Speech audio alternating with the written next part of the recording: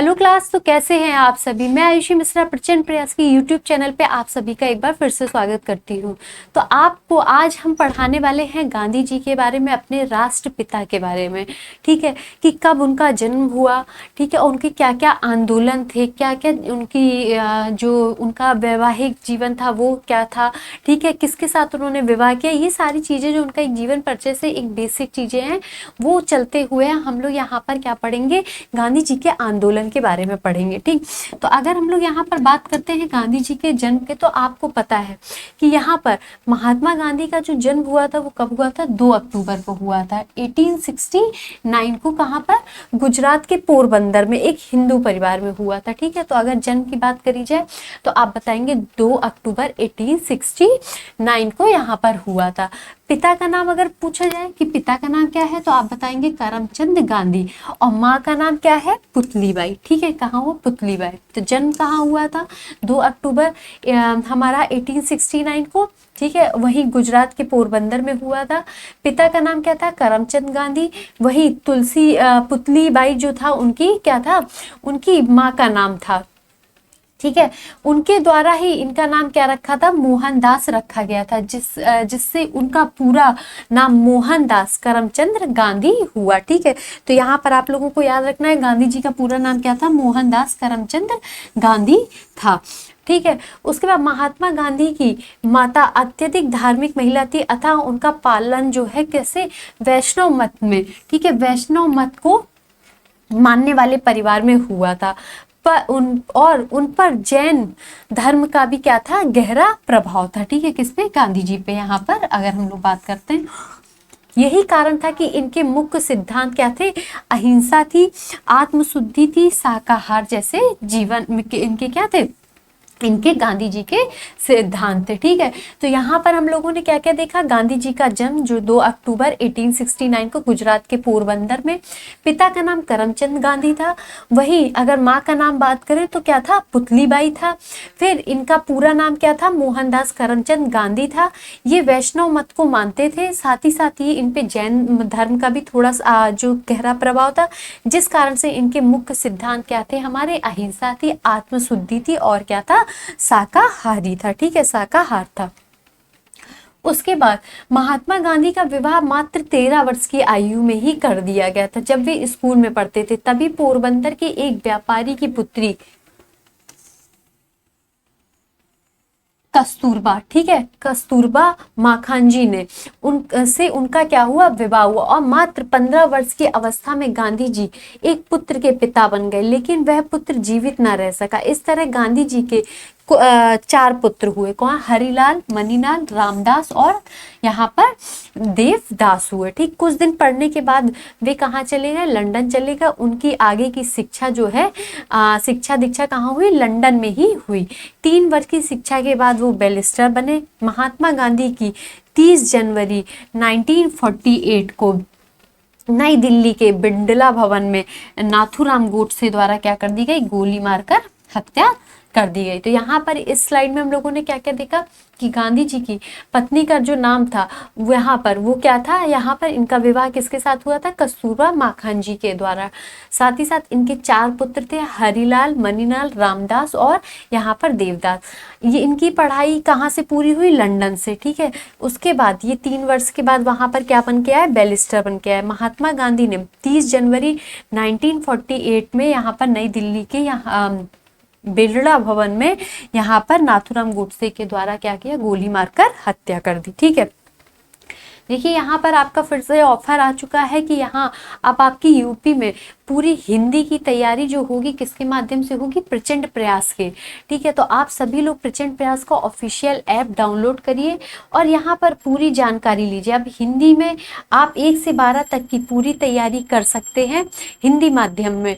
तो जो कि हमारा नंबर आपको स्क्रीन पे दिख रहा है, ठीक है, इस नंबर पे जाके आप लोग क्या कर सकते हैं, पूरी जानकारी ले सकते हैं प्रचंड प्रयास की ऑफिशियल ऐप पे। ये ये ऑनलाइन कोर्सेज यहाँ पर आपको मिलेंगे। और अगर ये अभी आप डाउनलोड करते हैं, साथ ही साथ कोई वहाँ पर कोर्स खरीदते हैं, तो उसमें आपको ये विशेष ऑफर चल रहा है, अभी 50% की छूट मिलेगी। ठीक है, तो डाउनलोड करिएगा प्रचंड प्रयास का ऑफिशियल ऐप, और जो भी प्रॉब्लम है वो आप इस नंबर से रिलेटेड यहाँ पर जानकारी ले सकते हैं। ठीक है, तो अब आपकी तैयारी यूपी में हिंदी माध्यम से होगी और भी आसान, किसके साथ? प्रचंड प्रयास के साथ। अब वहीं पर कुछ गांधी जी के आंदोलन की बात कर ले, तो सबसे पहला आंदोलन क्या था? 1917 का आंदोलन था, जो जिससे पहले सबसे पहले गांधी जी यहाँ पर क्या हुए, जनता के सामने आए एक आंदोलन के रूप में। यहाँ पर क्या था 1917 में? चंपारण कहाँ पर है आपको पता है? बिहार क्षेत्र पे। ठीक है, यहाँ पर किसानों से क्या कहा जा रहा था? यहाँ पर किसानों से नील की खेती कराई जा रही थी। ठीक है, किसानों पे जो ब्रिटिश थे वो क्या करा रहे थे? नील की खेती करा रहे थे, और नील की खेती करा रहे थे और उनको क्या कर रहे थे? खाद्य पदार्थों की खेती नहीं करने दे रहे थे। और नील जो होती थी वो क्या होती थी? बहुत सस्ती बिकती थी। ठीक है, तो यहाँ पर किसानों का क्या हो रहा था? मुनाफा नहीं हो रहा था। पर ब्रिटेन वालों को किसकी जरूरत थी? नील की। तो वो यहाँ पर क्या कर रहे थे? बराबर नील जो है ना उसकी खेती यहाँ के किसानों से करवाते थे। पर किसानों का क्या विद्रोह था बिहार के, कि उनका कहना था यहाँ पर नील के से जो है उनके मतलब अधिक आमदनी नहीं मिल रही, सस्ते दाम में यहाँ पर मिल रही है। साथ ही साथ यहाँ पर सस्ते दामों से ब्रिटेन भी, जो ब्रिटेन वाले हैं वो भी यहाँ पर क्या कर रहे हैं? ले रहे हैं। ठीक है, फिर यहाँ पर क्या है, अगर हम और देखें तो यहाँ पर फिर हमारा कौन सा आ जाएगा? खेड़ा आंदोलन। ठीक है, ये कौन सा? ये गांधी जी का दूसरा ऐसा आंदोलन था, खेड़ा आंदोलन। ठीक है, यहाँ पर अगर हम लोग देखें खेड़ा आंदोलन में क्या था, तो ये था कर माफी के लिए। ठीक है, किसके? कर माफी का आंदोलन था।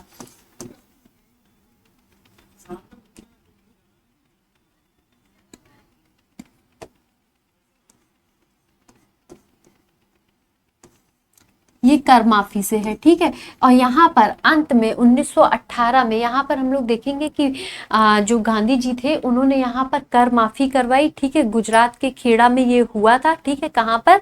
गुजरात के खेड़ा में, याद रखिएगा।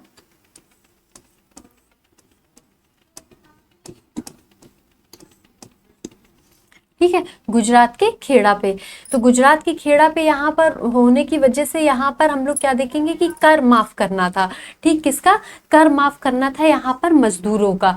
तो उस कर माफी में यहाँ पर कर माफी नहीं हो पा रही थी, जिस वजह से क्या हुआ था, यहाँ पर गांधी जी आए और फिर गांधी जी ने क्या किया, यहाँ पर आप देखेंगे कि जो ब्रिटेन के लोग थे उनसे बात करी, और जो मजदूर थे वहां पर गुजरात में उनकी क्या कराई? कर माफी कराई। इसी तरीके से किसानों का नील आंदोलन में उन्होंने क्या किया? ब्रिटेन से बात करके यहाँ पर उनको उचित दाम और नील की खेती को थोड़ा बहुत बंद करवाया। ठीक है, उसके बाद हम लोग 1918 में देखेंगे अहमदा मिल मजदूर। ठीक है, अहमदा मिल मजदूर क्या था? यहाँ पर बोनस के लिए था। ठीक है, बोनस नहीं मिल रहा था किनको?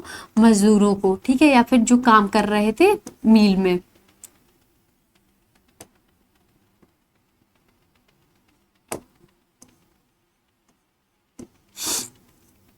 ठीक है, बोनस नहीं मिल रहा था। और बोनस किस लिए नहीं मिल रहा था? कि उस समय जो है बहुत ज़्यादा प्लेग फैला हुआ था। प्लेग फैले होने के कारण यहाँ पर उनको जो काम न कर पाने के कारण अधिक, तो यहाँ पर उनका क्या किया गया? बोनस काट लिया गया। ठीक है, क्या कर लिया गया? यहाँ पर हम देखेंगे ये 1918 का है। ठीक है, अहमदाबाद मील मजदूर के बारे में बता रहे हैं। ठीक है, ये क्या हो गया? यहाँ पर बोनस जो था वो इनका यहाँ पर कम कर दिया गया।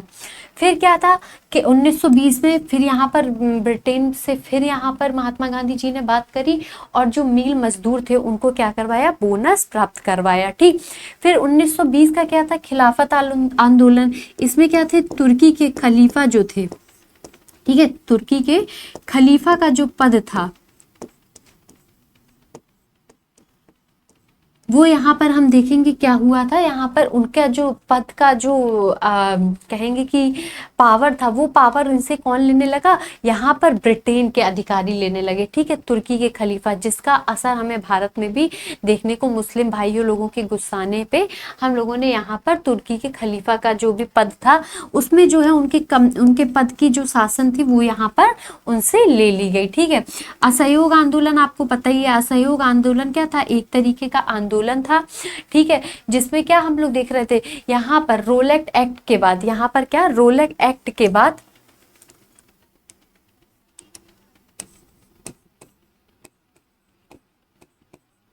बाद यहाँ पर गांधी जी ने क्या कहा था कि हम जो है अब किसी तरीके से यहाँ पर जो भी विदेशी वस्तुएं हैं उनके लिए आंदोलन चलाया था कि अब हम किसी भी तरीके की विदेशी जो भी चीजें हैं उनका क्या नहीं करेंगे, उनका उपयोग नहीं करेंगे, यहाँ पर हम सिर्फ स्वदेशी चीजों का उपयोग करेंगे, ठीक है, किसका, स्वदेशी चीजों का अब हम लोग क्या करेंगे, यहाँ पर उपयोग यहाँ पर करेंगे, ठीक है। वही 1930 में नमक आंदोलन आपको पता होगा कि यहाँ पर क्या हुआ था, दांडी मार्च हुआ था, ठीक है, दांडी मार्च हुआ था। दांडी मार्च में आप लोग देखेंगे कि नमक आंदोलन जो था इसमें क्या था, इसमें नमक पे जो नमक फैक्ट्रियां थी उस पे जो नमक का जो कर था, ठीक है, उसको माफ करने के लिए यहाँ पर जो हुआ था, गांधी जी ने यहाँ पर क्या किया था, पैदल यात्रा करी थी, क्या करी थी, पैदल यात्रा। और ये 1942 का यहाँ से तो पता था देश की आजादी के लिए, ठीक है, देश की